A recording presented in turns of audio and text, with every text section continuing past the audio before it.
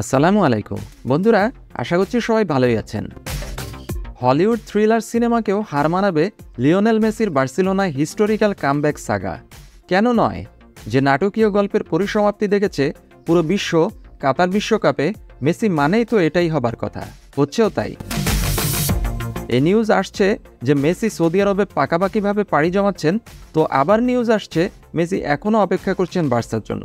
কারণ বার্সা শুধু মেসির স্বপ্নের ক্লাব নয়, বার্সা মানে যেন মেসির প্রেমিকা, প্রথম এবং শেষ প্রেম বার্সেলোনা।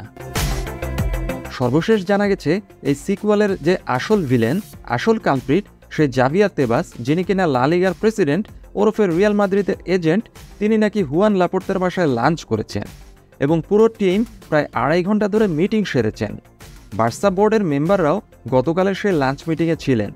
বার্সা এখনও এই তেবাজের কাছ থেকে তাদের ফিজিবিলিটি প্ল্যানের গ্রিন সিগন্যাল পায়নি, যার উপর নির্ভর করছে লিওনেল মেসির বার্সেলোনায় ফিরে আসা এবং নতুন প্লেয়ারদের বার্সেলোনায় নিয়ে আসা।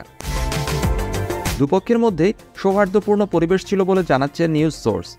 অন্য এক সূত্র মতে তেবাজ বলেছেন, there will soon be an answer to Barca for their feasibility plan.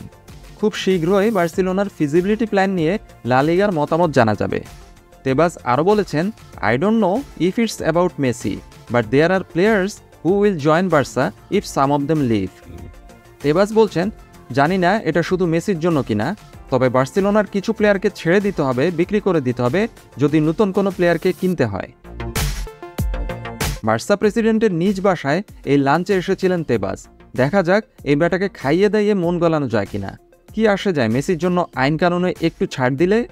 আপনিও কি আমার সাথে একমত কিনা জানাতে পারেন কমেন্ট বক্সে। সবাই ভালো থাকবেন, টেক কেয়ার, আল্লাহ হাফেজ।